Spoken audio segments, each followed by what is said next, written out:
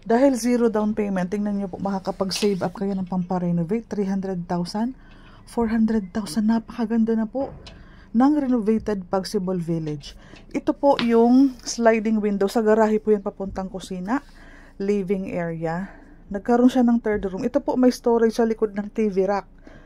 TV rack, hagdanan po yan. Ito sa may garahe sa gilid ng bahay ito. Kitchen area na may countertop.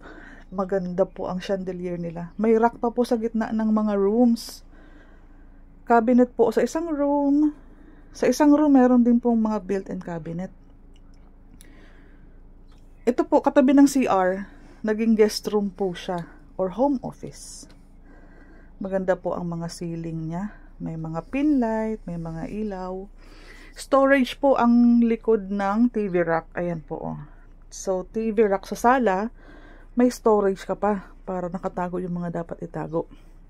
CR, napakaganda po. Nagpalit ng lavatory. Ayan po, oh. May sliding pa. Ito yung home office or third room, guest room, stock room. Katabi ng CR po ito. Ayan, napakaganda po ng chandelier dito sa may high ceiling kasi po ito, kaya maganda po talaga, bongga ang mailagay na pailaw.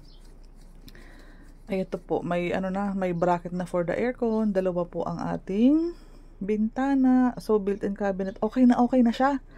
Spacious na isang kwarto. Ganyan. Yung isang room din, ganun din. Kasi mirror lang yan, magkapareho lang. So, ang maganda pag dalawa ang bintana. Tingnan nyo po, maaliwalas talaga po siya. May mga cabinet na din. So, kama na lang. Table. Maluwag po ang space. Ito po, may altar dito sa gitna ng room. Ito po yung kwarto, oh. Ayan yung mga kwarto. Tapat yun ng hagdanan. So, pwede maglagay ng altar doon. Napakaganda po ng naisip ni Ma'am LV. Garahe tayo. Sa garahe, ito po yung sliding papasok ng ating kitchen area na may countertop sa gitna. So, L-shaped kitchen. Access po itong pintuan papasok sa living area. CR po yun eh. L-shaped dining area itong side na to. Ayan. May mga saksakan na yan para sa ref natin. So, nagkaroon siya ng maliit na bintana sa may sink. Dito po ang ating ref. Ayan, may center, siya. Countertop nasa center. Mga saksakan, meron. Pintuan papasok ng living area. So, di ba po ang ganda? Ito po yung gilid ng bahay mo, ang kalahati, parking area.